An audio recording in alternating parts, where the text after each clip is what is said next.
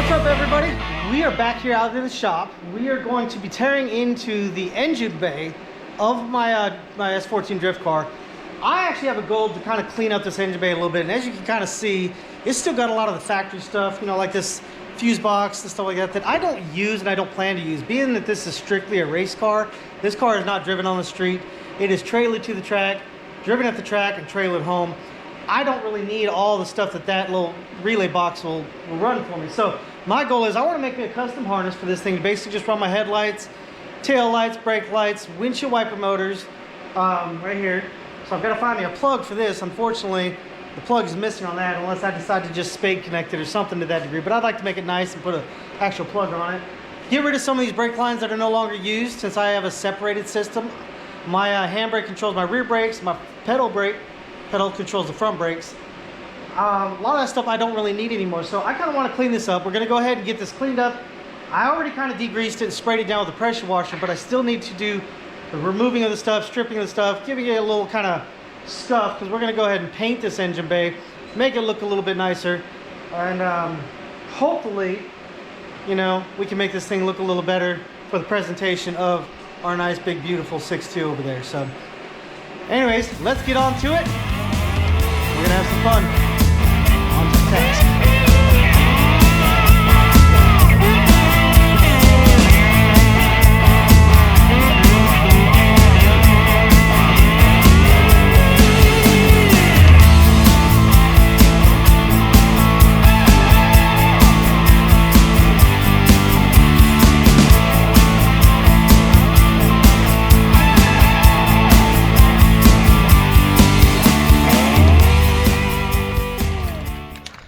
So I thought I was done with this thing, but I decided after kind of looking at it that I was like, you know, I really kind of want it to shine a little bit, because it just really, I don't know, it makes it shine better. Like the shine just makes it, I don't know, stand out better. But anyways, so I had a little bit of VHT clear, the high temp stuff, which I was like, all right, cool, that'll help protect this paint a little bit. But I kind of want to show you the difference. Unfortunately, I did not have very much. I only had just enough to maybe put a light coat on one of these shock towers, but look at the difference in the paint. So like here you see, so here you see kind of the shock tower, and then you see the back where I haven't sprayed it yet. Look how much more the colors stand out on that. So of course, after seeing that, I was like, I got to go get some more. So had to make a quick trip, but I am back. We're going to get this finished up, get this thing rattle can cleared. I'm using the high temp stuff, and that way it'll be good to go. So here we go. All right, we are done. I had to make that trip, like I said, down to go get the clear, and I'm super glad that I did, even though it's not super bright out right now, because it is, you know, 5 o'clock at night. But what a difference. This thing looks so much better. I'm so glad that I did the clear. I'm glad I went ahead and did the galaxy effect, kind of fitting of the rest of my car. But seeing this engine bay, I think I'm gonna have to put a glossy clear on top of all that when I'm done, so really make that thing pop. But we'll show you the final result. It's still got to dry. I'm gonna let it sit overnight and dry. We'll push it back into the shop tonight, and that way it can dry, because I think tomorrow's supposed to actually rain. So, but once we get it in there, I'll actually flip the lights on and we'll get to see a real look at it. But let me flip this camera around and show you the final result. As you can see, that clear really makes the colors just pop on this engine bay. What a difference. I need to unwrap everything. That's it. We are done for the day. Peace out. Alright, so now we got that engine bay painted up, we're going to go ahead and tear into this wiring harness. I'm going to see if I can reuse this front wiring harness, because what I'm going to try to do is kind of slim it down. I don't need all the stuff that the factory car comes with. This being strictly just a race car,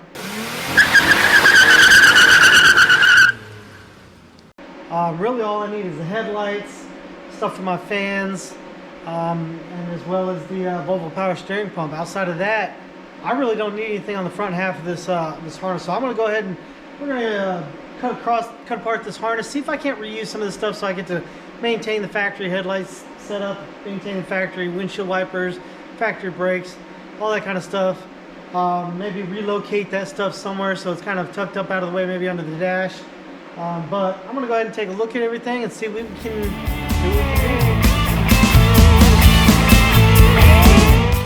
Well, that didn't work. Well, everybody, I am throwing in the towel on trying to scrub through this harness. I mean, there is so much crap in this harness. This car must have been a fully loaded bottle of something. I don't know. You don't know what you're doing.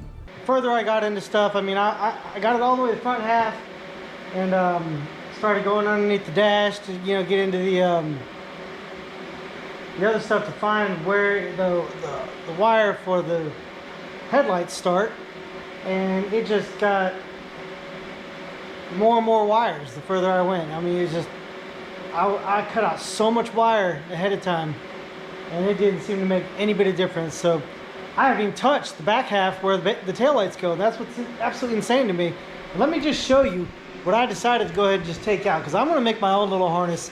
Because really, on this car being a race car, I only need like 6 things. So my engine harness is going to be set up by the Aces kit that I've got. So I'm going to set up me a harness for my windshield wipers. That'll just be an on-off switch. I don't know. I may look into seeing if I could actually wire it into the actual factory switch. I need headlights, taillights, brake lights, power steering pump. That's it. The rest of the harness handles everything. So I'm going to buy me a relay box kit from Amazon or something. And I'm going to make me my own wiring harness, because look at this. Let me turn this around. This was just under the dash. Just under the dash.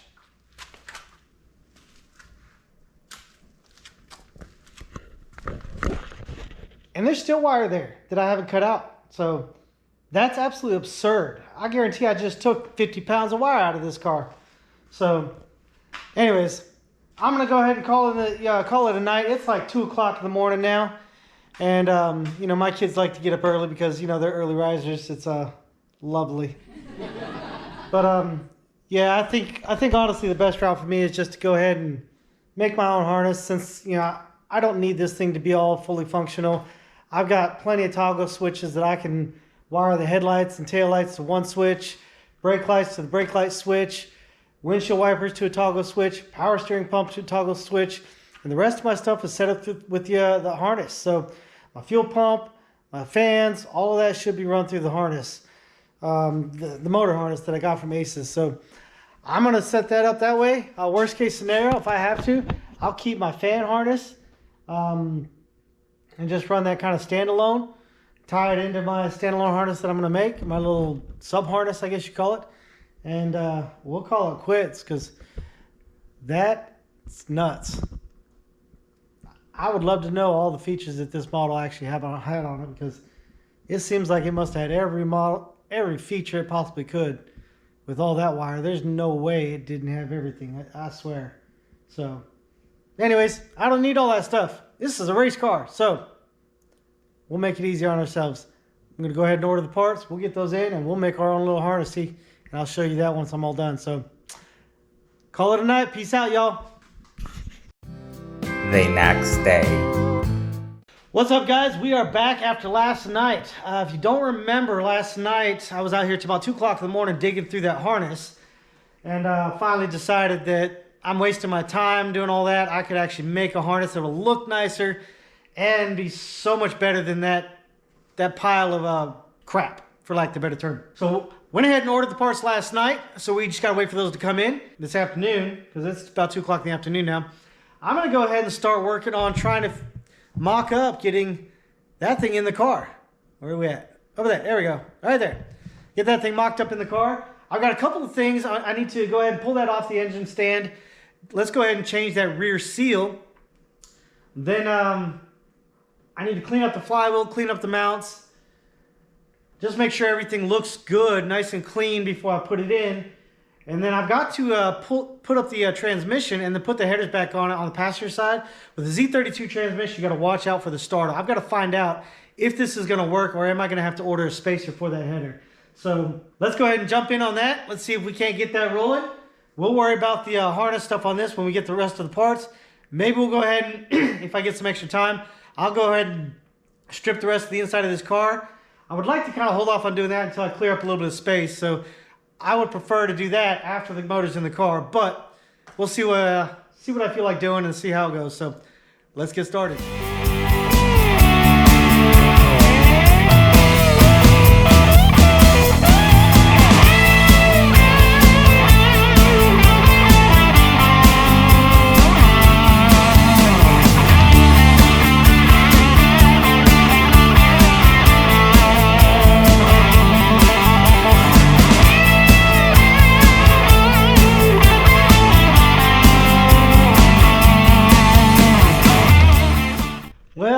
unfortunately, I got some bad news.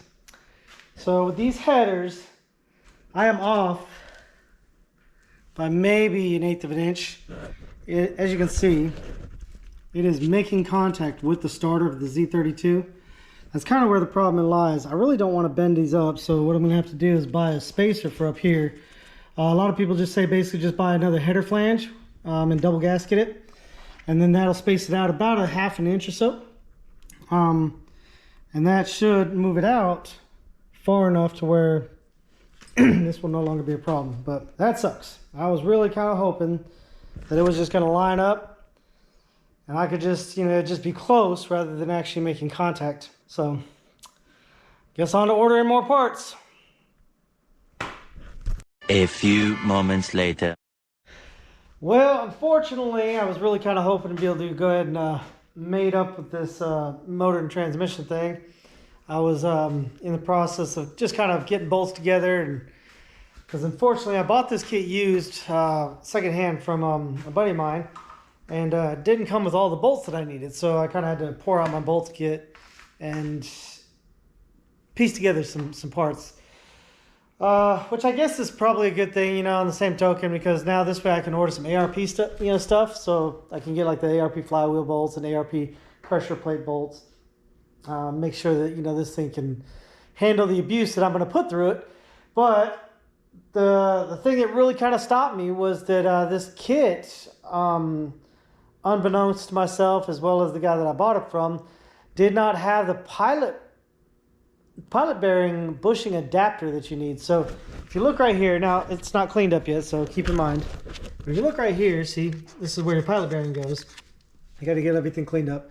But there's a little adapter that goes in there to mate up with the input shaft on the 300ZX. So in the process, so I went ahead and ordered that. In the process of waiting for it, I'll go ahead and change out the throwout bearing. Yeah, I don't know. This one sounds pretty good. I might leave that alone. But I went ahead and ordered the ARP, stuff so that this thing is going to, handle the abuse a little bit better. I still have to get matching transmission bell housing bolts. I only have 2 that are the same size. I kind of have a thing about bolts like we talked about earlier. So I got to make a trip down to Lowe's, get me some grade 10 or grade 8. Don't really care on the transmission bell housing bolts, and get them to all match so that I can have that. So we're kind of at a standstill for right now. And honestly, yeah, I'm not gonna lie, I'm not really feeling too much working on this thing tonight. I think it's just I've been working on it so much lately that I'm kind of burnt out a little bit. I think I need to take a little bit of a break. So I could go ahead and strip the rest of the harness out of that car, but you know what? We'll go ahead and just kind of hang off on that. I've got some parts coming for that's going to make the harness a little bit better. I've got some parts to finish up the top end of the motor here. So I haven't decided if I want to put the intake on once it's in the car, if it'll be easier or not when it comes to using the leveler and everything. Because I have a feeling that this is going to hit the intake manifold and the throttle body, so kind of looks like it will. So I might just go ahead and wait to do the intake manifold. I was kind of hoping to be able to set this thing in there tonight and go ahead and start getting everything kind of mocked up with the wiring, but can't put the transmission in. I really don't want to do the transmission under the car, so I would rather just go ahead and wait, put the transmission and everything in all at one time, and then tip everything and slide it right in. So as of right now, we're going to go ahead and call it a night. We're going to clean everything up. My shop has gotten a little out of hand because I've been a little lazy on the cleaning. So I'm going to go ahead and get things cleaned up a little bit better, get a few things organized, and then head inside and take it easy for the rest of the night. Go get me some dinner. So on that note, peace out. See you on the flip. One eternity later. Hey guys, we are back out here because we got some packages. So good part about that is that I finally got the last couple pieces that I needed to be able to slap the transmission into or attach it to the motor so that we can go ahead and drop it in the car. So what I was kind of waiting on I was waiting on the ARP bolts here, ARP bolts here. I cleaned this up a little bit. I don't want to go too crazy with this since it is a used clutch that I'm putting in.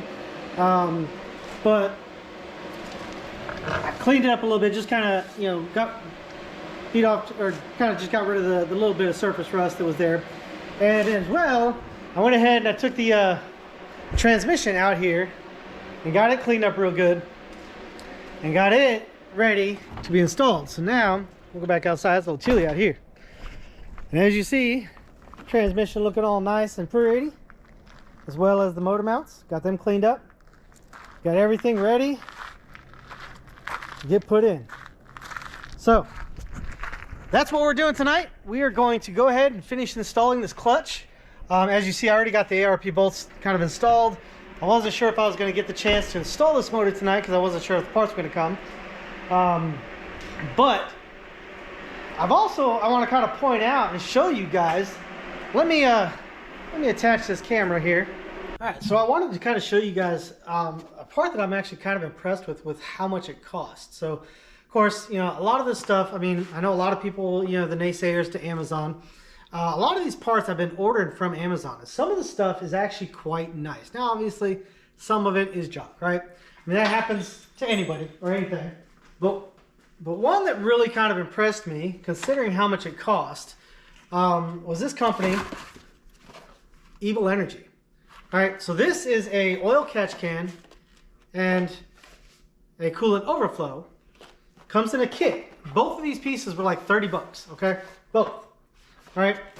And then I also ordered a couple of AN fittings because I'm doing kind of like a custom oil pan or oil catch can setup to where basically I'm going to be using my oil fill cap as my breather valve. So anyways, I just kind of wanted to show you this stuff because I'm just kind of, I'm stunned by the quality of being a $30 part.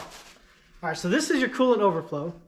As you see, there's your logo, Evil Energy, right? But even the cap, I mean, this is not some cheapy material. Even the cap is like a billet cap, real metal. It's not flimsy. I mean, this sucker's real metal. I mean, it's, you know, a lot of these cheapy catch cans, they feel flimsy and they feel cheap. This one is not that way. I mean, it feels well made. I mean, it's very, very durable. Comes with everything you need to make it work. Now, I'm not even using that stuff because I'm going all black. I'm doing some black stuff, but it's got your mounting brackets and stuff. The only thing I don't like is that the mounting brackets, it looks like if I don't want to weld those onto this thing, I have to use something like this, you know, a clamp, which I don't really like that concept. They would have been a little better off if they had made something that I could thread this into, you know, so that it would stick and I could put it wherever I wanted to put it. But other than that, this part I'm really impressed with. This part is pretty nice. As well as the oil catch can. The oil catch can is what came first. This one came today.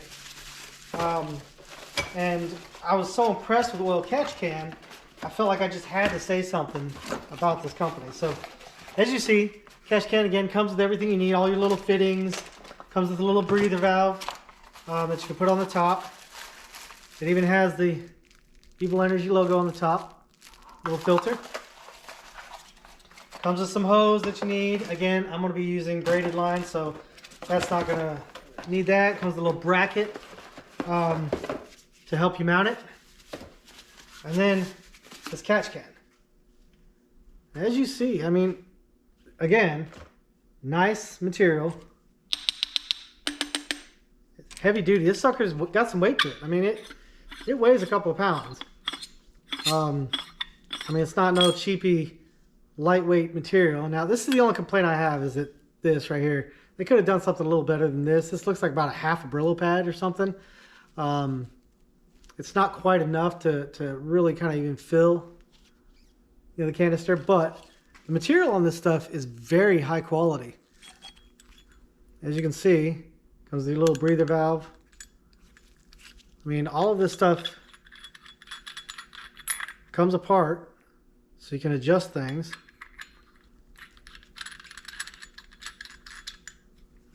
Comes with a little dipstick you can check it with, make sure it's not getting over full, and then just threads back on. So comes with 6 AN fittings here.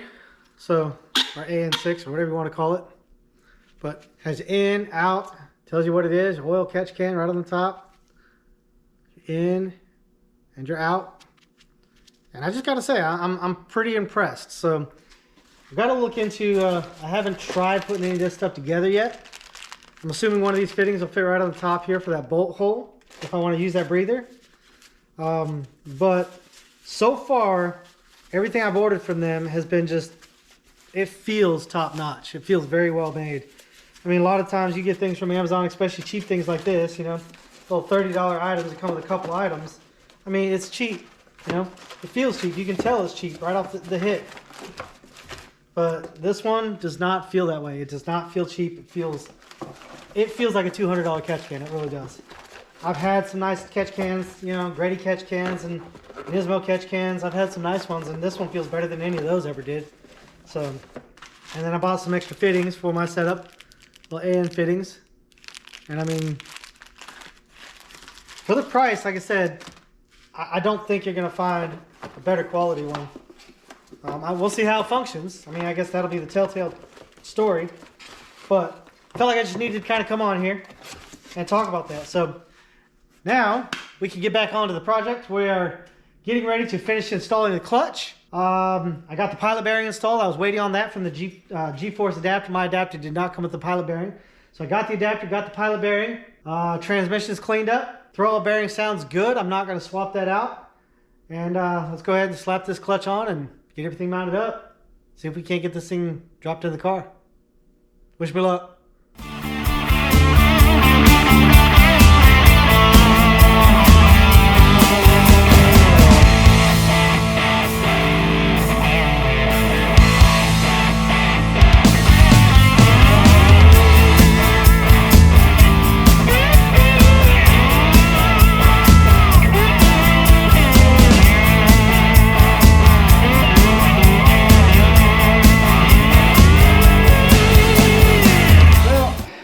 To call it a night.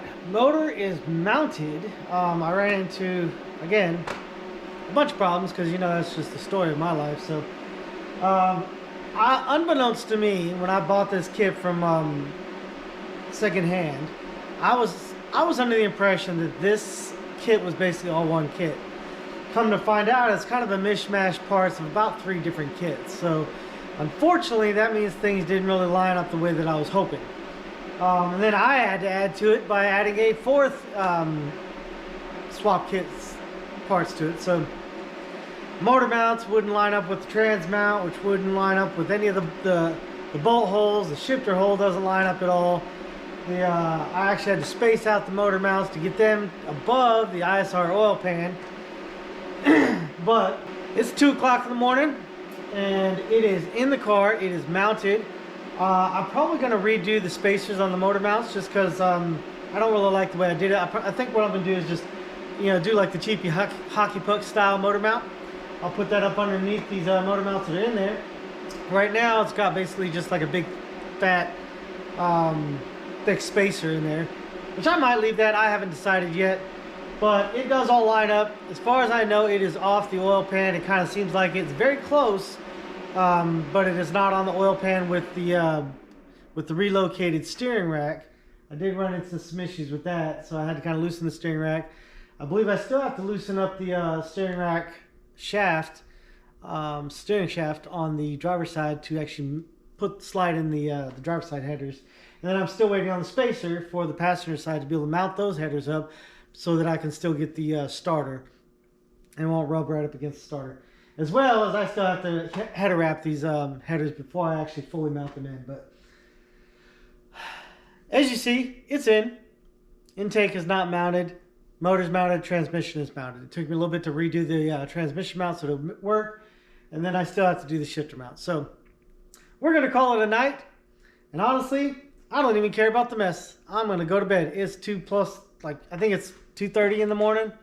Yeah, 2:26 in the morning. So we're going to call it a night and finish up later. Peace out.